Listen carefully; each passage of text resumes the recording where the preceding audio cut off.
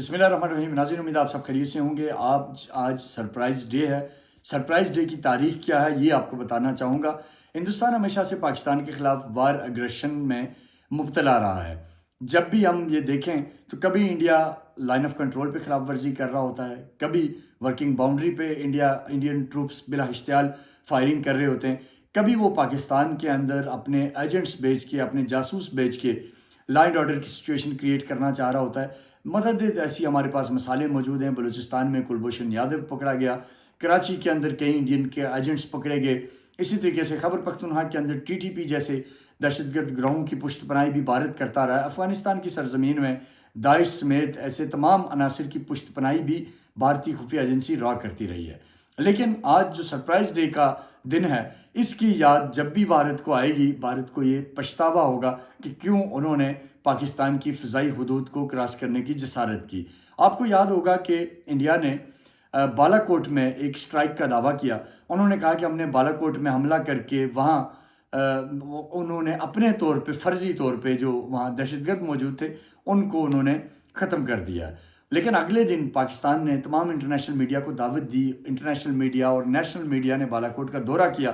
وہاں چند درخت تھے جو بھارتی پیلوڈ گرنے سے زخمی ضرور ہوئے تھے, لیکن وہاں کوئی انسان, کوئی ٹیررزم کا انفراسٹرکچر, کوئی کیمپ, کوئی چیز موجود نہیں تھی. گو کہ یہ انڈیا کے لیے انٹرنیشنل لیول پہ بہت بڑی شرمندگی تھی کہ ایک ملک جو یہ دعویٰ کر رہا ہے کہ اس نے پاکستانی فضائی حدود کے اندر آ کے ایک ٹریننگ کیمپ کو نشانہ بنایا ہے, اس کے برعکس جب انٹرنیشنل میڈیا وہاں جا کے حقائق دیکھتا ہے تو وہاں نہ تو کوئی ٹریننگ کیمپ تھا, نہ کوئی آبادی تھی. ایک جنگل تھا جس میں بھارتی طیارے آئے اور پاک فضائیہ کے ڈر سے پے لوڈ پھینکا اور فرار ہو گئے. لیکن ظاہر ہے پاکستان ایک خود مختار ملک ہے, ایک نیوکلیر ملک ہے, مضبوط فوج کا حامل ملک ہے, اور ایک اسلام کے نام پہ بننے والی ریاست ہے, دلیر قوم ہے. تو ایسے نہیں ہو سکتا تھا کہ انڈیا کی اس حرکت کو ان نوٹس جانے دیا جاتا یا ان ایڈریس جانے دیا جاتا. اس کے اوپر نظر رکھی گئی. انڈیا ظاہر ہے اپنے ہواریوں کی شے سے بار بار یہ کوشش کر رہا تھا کہ وہ پاکستان کی ساورنٹی کے اوپر کوئی اٹیک کرے, اور پاکستانی فضائیہ کے طیارے بھی اس کے لیے تیار تھے.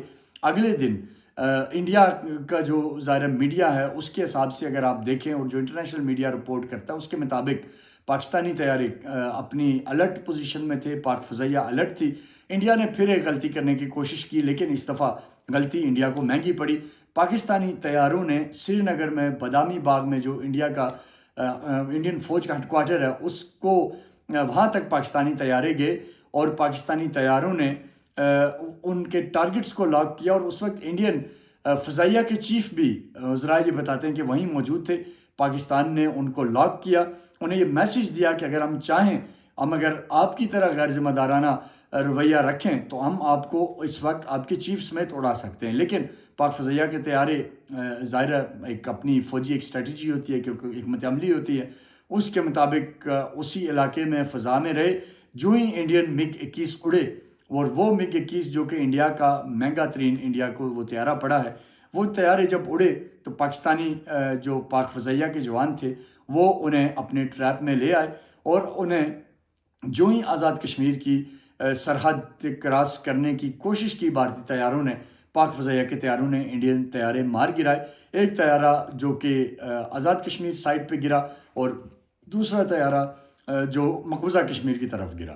اور آپ نے دیکھا کہ ابھینندن کو گرفتار کر لیا گیا, اور پھر ابھینندن کو گرفتار کرنے کے بعد جہاں دنیا بھر میں انڈیا کی جگ ہسائی ہوئی, رسوائی ہوئی, وہیں پاکستانی چائے کی برانڈنگ بھی ہوئی. ابھینندن کو جو چائے پیش کی گئی وہ اس نے پی, اور اس کے بعد اس نے کہا کہ ٹی از فینٹاسٹک. اور پھر اس کے بعد ظاہر ہے ابھینندن کو, آپ کو پتہ ہے کہ جو انٹرنیشنل جو وار لا ہیں, پاکستان نے ذمہ داری کا مظاہرہ کیا. پاکستان نے ایک ذمہ دار ایٹمی قوت ہونے کا مظاہرہ کیا.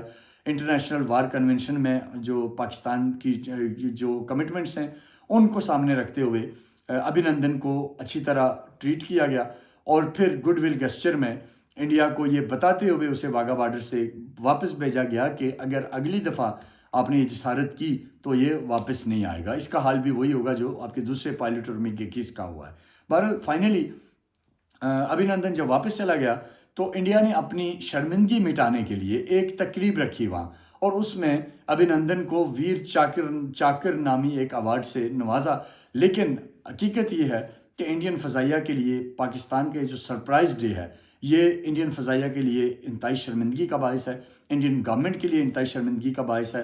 اور انڈین میڈیا کل کے دن آپ دیکھیں گے, آج یعنی 27 فروری کو, آج اپنی جو ہزیمت ہے, جو شکست ہے, اس کو چھپانے کے لیے من گھڑت قسم کا پروپیگنڈا کرے گا, جھوٹ بولے گا. لیکن حقیقت یہ ہے کہ پاک فضائیہ کے جوانوں نے اپنے ملک کی خود مختاری اور سالمیت کو پروٹیکٹ کرنے کے لیے انڈیا کا وہ حال کیا جو اسے رہتی دنیا تک یاد رہے گا. لیکن آخر میں یہاں یہ ضرور بتاتا چلوں, آج راولاکوٹ میں بھی ہمارے جو لوگ ہیں, میرے علاقے کے جو لوگ ہیں, معززین ہیں, نوجوان ہیں, وہ آج اپنی بہادر افواج کو خراج تحسین پیش کرنے کے لیے ایک پریس کانفرنس کا انعقاد بھی کر رہے ہیں. اور اسی کے ساتھ ساتھ آج ایک میسج ہے پوری دنیا میں پاکستان کی طرف سے, قوم کی طرف سے, اوپینین میکرز کی طرف سے, کہ پاکستان ایک مضبوط دفاع کی حامل فوج رکھنے والا ملک ہے.